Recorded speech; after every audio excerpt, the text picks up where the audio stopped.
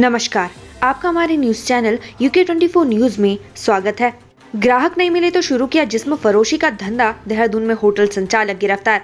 देहरादून में Haridwar bypass flyover के नीचे होटल के होने की वजह से ग्राहक काफी कम आने की वजह से संचालक खाली बैठा था। इस बीच उसे होटल में ग्राहकों की संख्या बढ़ाने की योजना सूझी, जिसके लिए उसने होटल में जिस्म फरोशी का धंधा शुरू कराया। ऐसे एक होटल संचालक को एंटी ह्यूमन ट्रैफिकिंग यूनिट की टीम और पुलिस ने गिरफ्तार किया है। साथ ही एक महिला को भी उसके चंगुल से मुक्त कराया है। धामी सरकार के 1 साल पूरा होने पर पीएम मोदी लेंगे विधायकों की क्लास, संगठन ने भी की खास तैयारियां। 23 मार्च को उत्तराखंड की धामी सरकार को 1 साल पूरा होने जा रहे इस मौके पर उत्तराखंड बीजेपी अपने तमाम कार्यक्रमों की तैयारी कर रही है। इसके लिए विधायकों के 2 दिवसीय प्रशिक्षण कार्यक्रम की रूपरेखा तैयार की गई है। विधायकों के इस प्रशिक्षण उद्घाटन के लिए प्रधानमंत्री नरेंद्र मोदी को आमंत्रित किया गया है। इसके लिए समापन समारोह पर बीजेपी के राष्ट्रीय अध्यक्ष JP नड्डा मौजूद रहेंगे। इसके समापन समारोह पर बीजेपी के राष्ट्रीय अध्यक्ष JP नड्डा मौजूद रहेंगे। आज से शुरू हुई 10वीं की परीक्षाएं, पहले दिन हुआ हिंदी का पेपर।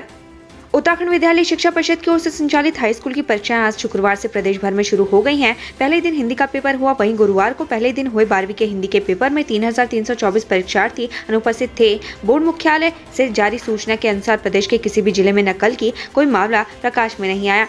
नैनीताल में ओलावृष्टि, मैदान में चली ठंडी हवाएं, ऊंचाई वाले इलाकों में बर्फबारी का येलो अलर्ट। पश्चिमी विक्षोभ के सक्रिय होने के कारण राज्य में आगामी 5 दिनों तक मौसम में बदलाव देखने को मिलेगा। 3500 मीटर से अधिक ऊंचाई वाले इलाकों में बर्फबारी के असर हैं। इसके लिए मौसम विभाग ने येलो अलर्ट जारी किया है। वहीं दोपहर बाद मौसम ने करवट बदली और नैनीताल में जमकर ओलावृष्टि हुई। साथ ही मैदानी इलाकों में ठंडी हवाएं चलने से लोगों को गर्मी से राहत मिली।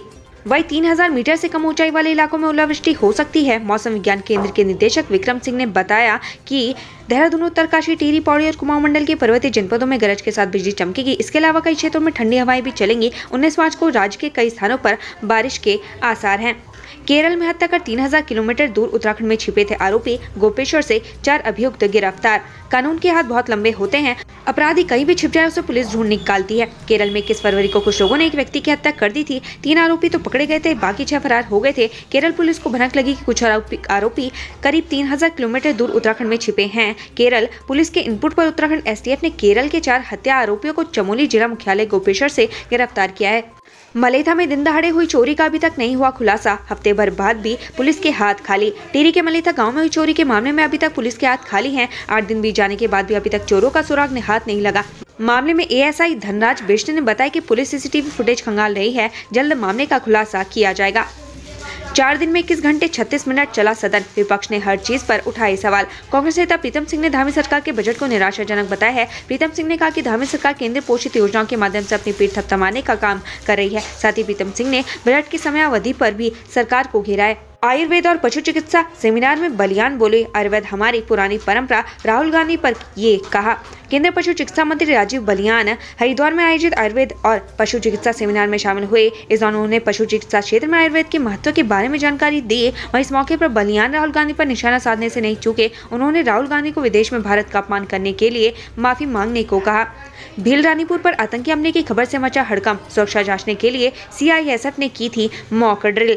भील रानीपुर देश के नवरत्न संस्थानों में शुमार है, इसलिए इसकी सुरक्षा व्यवस्था पर भी विशेष ध्यान दिया जाता है। समय समय पर यहाँ सिक्योरिटी चेक होता रहता है। इसी कड़ी में शुक्रवार सुबह अचानक से सूचना आई कि भील का रानीपुर इकाई पर आतंकी हमला हुआ है।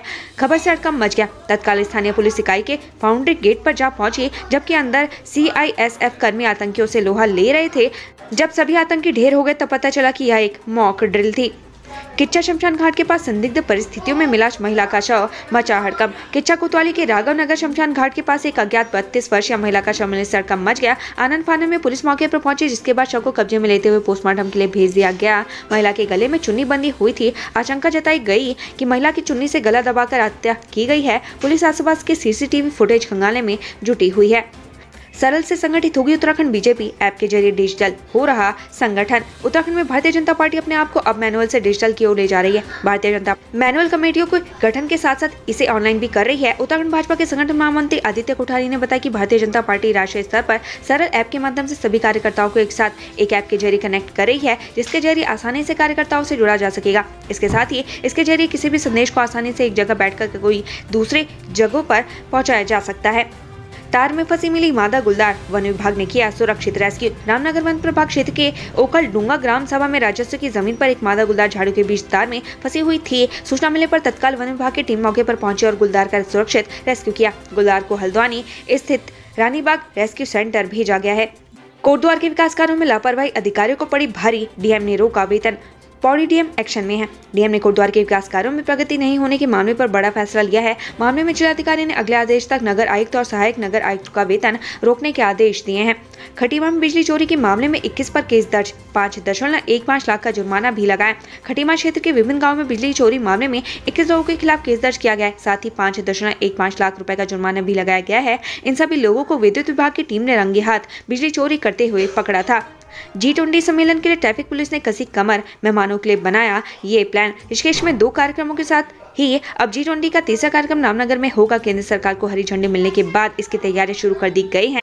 G20 समिट के तहत 2 के बजाय 3 वर्किंग ग्रुप की बैठक उत्तराखंड में होगी। पहली बैठक 26 से 28 मार्च के बीच रामनगर में होगी। यहाँ G20 chief science advisor round table कार्यक्रम होगा। इसमें 70 विदेशी और 30 भारतीय प्रतिनिधि शामिल होंगे। अल्मोड़ा पुलिस ने हिस्ट्री शीटर सोनू पवार को किया तड़ी पार, जिले की सीमा के बाहर छोड़ा। अल्मोड़ा में पुलिस शांति व्यवस्था कायम रखने के लिए अपराधियों पर सख्त कार्रवाई कर रही है। साथ ही लगातार अपराध में लिप्त अपराधियों पर जिला मजिस्ट्रेट के आदेश पर जिला बदर की कार्रवाई कर रही है, जिससे अपराधियों में खलबली मची हुई है। लोकायुक्त की नियुक्ति को लेकर नैनीताल हाईकोर्ट ने सरकार से मांगा जवाब। पूछा 3 हफ्ते में बताए क्या क्या कितना खर्च हुआ। उत्तराखंड में लोकायुक्त की नियुक्ति और लोकायुक्त संस्थान को सुचारू किए जाने के मामले पर नैनीताल हाईकोर्ट ने सख्त रुख अपनाया है। हाईकोर्ट ने राज्य सरकार को 3 हफ्ते के भीतर जवाब पेश करने के आदेश दिए हैं। नैनीताल हाईकोर्ट ने सरकार को आदेश दिया कि वह एक अतिरिक्त शपथ पत्र दाखिल करे। शपथ पत्र के माध्यम से सरकार यह बताए कि लोकायुक्त की नियुक्ति के लिए आज तक उन्होंने क्या किया। शपथ पत्र में संस्थान बनने से 31 मार्च 2023 तक वर्षवार कितना खर्च किया गया, इस पूरे खर्च का वितरण भी पेश करे। वहीं मामले की अगली सुनवाई की तारीख 8 मई तय की गई है। अचानक गैरसैंण सामुदायिक स्वास्थ्य केंद्र पहुंचे सीएम धामी, बोले स्वास्थ्य के क्षेत्र में अभी बहुत कुछ करना है बाकी। उत्तराखंड के मुख्यमंत्री पुष्कर सिंह धामी कभी भी कहीं भी औचक निरीक्षण के लिए पहुंच जाते हैं। भराड़ीसैंण में विधानसभा का बजट सत्र संपन्न हुआ तो सीएम धामी आज सुबह अचानक गैरसैंण सामुदायिक स्वास्थ्य केंद्र का निरीक्षण करने पहुंच गए। सीएम अस्पताल की व्यवस्थाएं देखकर संतुष्ट नजर आए। हल्द्वानी के विकास नरेंद्र मेहरा का ग्रेट टेस्ट वर्ल्ड रिकॉर्ड में नाम दर्ज, एक पेड़ से पैदा की 25 किलो हल्दी। उत्तराखंड में काश्तकार अपनी मेहनत और लगन से नए आयाम गढ़ रहे हैं। उन्हीं में से एक गोलापार के रहने वाले नरेंद्र मेहरा भी हैं। नरेंद्र मेहरा ने जैविक खेती कर हल्दी के एक पौधे से 25 किलोग्राम हल्दी पैदा करने का एक रिकॉर्ड कायम किया था। गहन निरीक्षण के बाद ग्रेट टेस्ट वर्ल्ड रिकॉर्ड ने उनकी इस उपलब्धि को विश्व रिकॉर्ड में शामिल करते हुए उन्हें गोल्ड मेडल और प्रमाण पत्र दिया। किसान महेंद्र मेहरा को यह सम्मान तमिलनाडु के कोयम्बटूर में दिया गया। श्रीनगर के डॉक्टर धीरज ने फिर जीता गोल्ड, अब एमेच्योर ओलंपिया की कर रहे तैयारी, जीत का बताया मंत्र। मन में अगर कुछ करने गुजरने का जज्बा हो तो फिर चाहे कितनी भी बाधाएं रास्ते में आए, इंसान को सफल होने से कोई नहीं रोक सकता।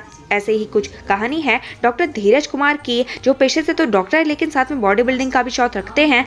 कोरोना खत्म तो नौकरी भी गई। पौड़ी जिले में हटाए गए 147 स्वास्थ्य कर्मी। कोरोना काल में जनपद पौड़ी के विभिन्न अस्पतालों और कोविड-19 सेंटरों में अपनी सेवा देने वाले 147 कर्मचारियों को शासन के आदेश के बाद हटा दिया गया। मुख्य चिकित्सा अधिकारी पौड़ी प्रवीण कुमार ने बताया कि शासन के आदेश के बाद कोरोना अवधि के बाद भी विभिन्न पदों पर जनपद पौड़ी में 147 कर्मचारियों को आउटसोर्सिंग एजेंसी के माध्यम से नियुक्ति दी गई थी। उन्होंने बताया कि सितंबर माह में शासन द्वारा इन कर्मचारियों को 15 मार्च तक सेवा देने के आदेश दिए गए थे।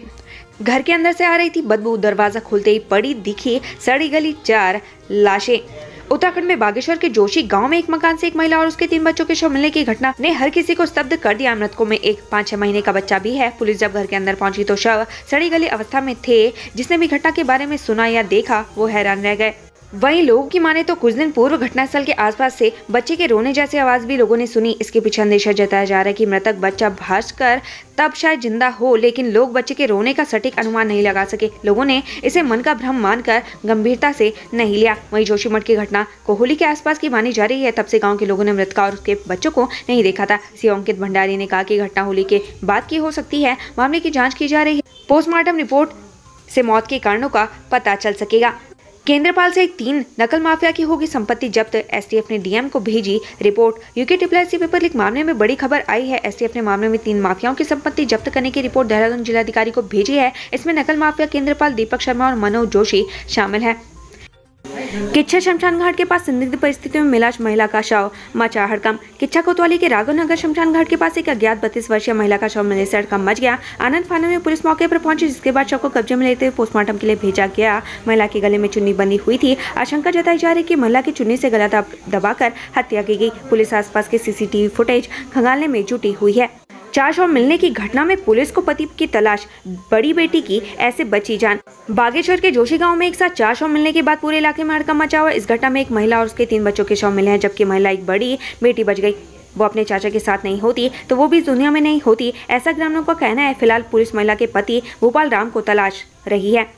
प्रतिबंधित प्रजाति के पेड़ काटने पर नहीं होगी जेल, रामनगर में वन मंत्री ने कही ये बात। रामनगर दौरे पर पहुंचे वन मंत्री सुबोध उनियाल ने कहा कि अब अपने निजी खेतों में प्रतिबंधित प्रजाति के पेड़ काटने पर जेल की सजा को खत्म कर दिया गया है, लेकिन जुर्माने की राशि को दोगुना किया जा रहा है, क्योंकि जेल जाने से लोगों में अपराध की प्रवृत्ति बढ़ती है। 6 साल से फरार मसूरी गैंगरेप हत्या का आरोपी बिहार से गिरफ्तार। 19 साल की युवती को तेजाब से जलाया था। मसूरी पुलिस ने गैंगरेप के आरोपी को बिहार से गिरफ्तार किया है। आरोपी ने साल 2017 में अपने दोस्तों के साथ मिलकर युवती के साथ गैंगरेप किया था। पुलिस इस मामले में पहले ही 7 आरोपियों को गिरफ्तार कर जेल भेज चुकी है। उत्तराखंड से संबंधित ऐसी ही खबरें पाने के लिए हमारे चैनल को लाइक व सब्सक्राइब जरूर करें।